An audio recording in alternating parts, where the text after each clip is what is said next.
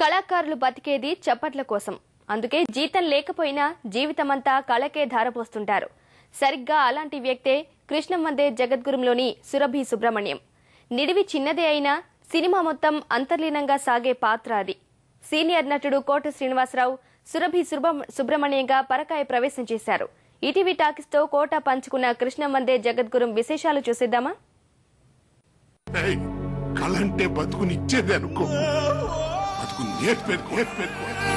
నాటకం అంటే బతుకునిచ్చేదే కాదు, బతుకు నేర్పేదే అంటూ కృష్ణం వందే జగద్గురుంలో యావత్ కళాకారులకు కర్తవ్య బోధ చేసిన నాటక గురువు సురభి సుబ్రహ్మణ్యం. ఈ పాత్రలో చక్కగా ఒదిగిపోయి ఆనాటి రోజుల్ని గుర్తుకు తెచ్చారు కోట శ్రీనివాసరావు గారు. ఇప్పుడు ఆయన మనతో పాటు ఉన్నారు. ఆయన అడిగి కృష్ణం వందే జగద్గురు అనుభవాలతో పాటు నాటక రంగంలో ఆయనకున్న అనుభవాన్ని తెలుసుకునే ప్రయత్నం చేద్దాం. నమస్కారం సార్. సో కృష్ణం వందే జగద్గురుంలో సురభి సుబ్రహ్మణ్యం పాత్రలో నటించడం మీకు ఎలా అనిపించింది? తెలుగు చెప్పాలంటే నేను నాటకాల నుంచి వచ్చిన వాడిని కాబట్టి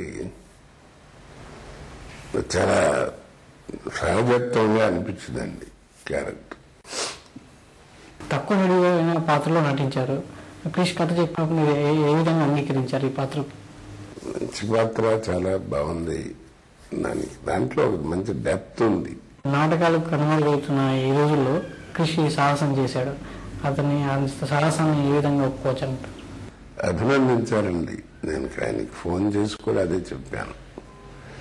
చాలా రిస్క్తో కూడినటువంటి పాయింట్ తీసుకున్నావు, చాలా అద్భుతంగా ప్రజెంట్ చేయగలిగావని. నేనైతే నేను ఒక నటుడిగా చాలా గర్వపడ్డానండి. తెలుగు సినిమాకి మళ్ళా ఒక సరైన తెలుగు దర్శకుడు వచ్చాడు అని చిన్న ప్రౌడ్ వచ్చింది నాకు. అంత బాగా తీశారు సినిమా. రానాను మనోడిగా చేసి యాక్ట్ చేశారు. రానాతో నటించారు. ఒక సినిమా యాక్టర్ అనిపించాడు. హీరోగా ఆయన నాకు బాగా కష్టపడ్డాడు. ఫైట్స్ కానీ అవి కానీ చాలా బాగా. అసలు ఈ కోణం ఇంకా డిఫరెంట్గా ఉంటుంది అన్నమాట. మంచి కమర్షియల్ ఆస్పెక్ట్ బాగా జోడించి కమర్షియల్ హీరో చేసినట్టు చేశారు. బండి ఎక్కినట్టే అతను కూడా మళ్ళా ఇక కమర్షియల్ హీరోస్ కింద లెక్క వచ్చేస్తాడు. జరుగుతున్నది జగన్నాటకం, జరుగుతున్నది జగన్నాటకం.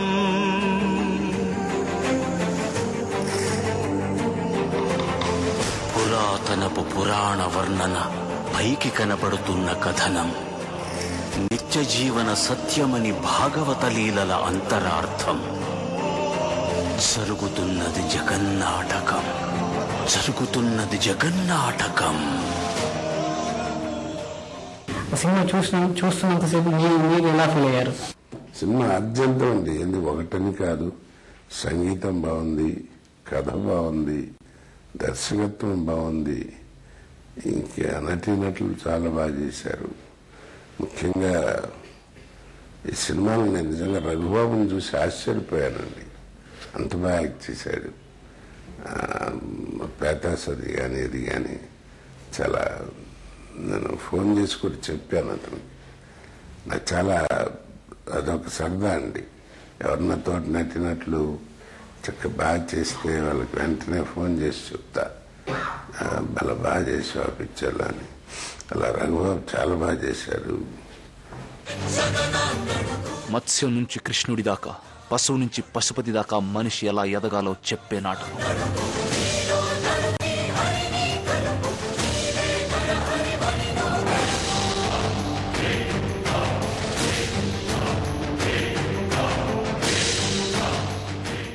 అన్నపూర్ణ గారు ఉన్న కాసేపు చాలా ఏడిపించేసింది. నాకు అది కళ్ళం నీళ్ళు వచ్చేసింది. అంత బాగా చేసింది. అలాగే ఎల్వి శ్రీరామ్ గారు కూడా కోర్స్ అవుతుంది. కొంచెం రొటీన్ క్యారెక్టర్ అయినా దీంట్లో బాగా పండింది ఆ క్యారెక్టర్. చాలా బాగా చేశాడు ఆయన. అలాగే చాలామంది నన్ను అన్నారు, తక్కువ పరిమితిలో ఉన్నప్పటికీ వేషం లుక్కే చాలా బాగా వచ్చింది. అది గెటప్ అది బాగా వచ్చింది.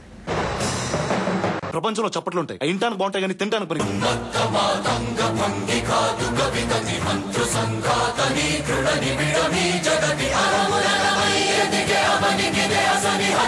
కళంటే బతుకునిచ్చేది అనుకోకు, బతుకు నేర్పేది. సంభాషణ విషయానికి వస్తే చాలా ప్రధానంగా సినిమా విజయానికి దొరకపడుతున్నాయి. నాటకం అంటే బతుకునిచ్చేది కాదు, బతుకు నేర్పేది అని చెప్పేసి మీ డైలాగ్ కానీ రానా చెప్పిన కొన్ని దేవుడు అంటే సంభాషణ కానీ వాటి గురించి మీరు ఏం చెప్తారు? అద్భుతం అండి. ఇక నేను చెప్పాను కదా, రచయిత రచయిత కూడా అసలు ఏది ఈ డైలాగ్ వేస్ట్గా ఉందని లేదండి. సరదా ఏదో బ్రహ్మానందం ఉన్న కాసేపు ఏదో కాస్త సరదాగా ఉంది తప్ప అసలు మిగిలిన సినిమా అంతా కూడా ప్రతి పదం ప్రతి మాట తెలుగు వాళ్ళు తప్పకుండా చూడదగ్గ సినిమా అండి. ఎందుకంటే ఏం చెప్పను.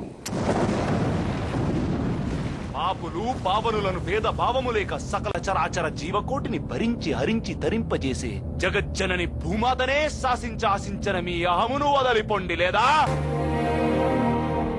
దేనికి తాత మనకి నాటకోత్సవాలు, విశ్వరూపాలు, మన జీవితాలు మేకప్ కొడుతున్నాయి తాత.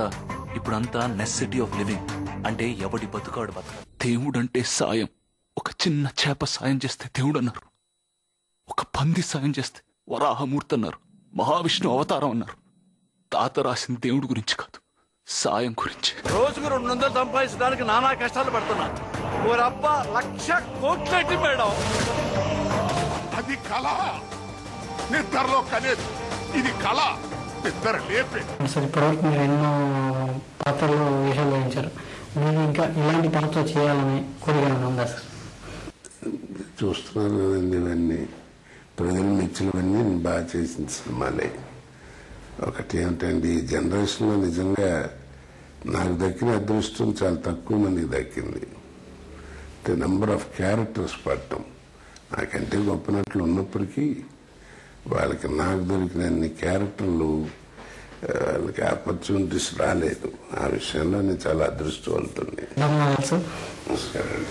ఇవ్వండి కోట శ్రీనివాసరావు గారు చెప్పిన కృష్ణవందే జగద్గురు, అలాగే నాటక రంగంలో ఆయన అనుభవాలు.